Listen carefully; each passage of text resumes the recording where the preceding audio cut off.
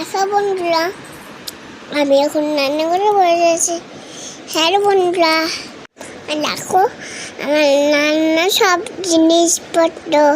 আমি এখন মাছ রান্না করবো। মাছটা নিয়ে নিয়েছি। মাছটা ভালো করে ধুয়ে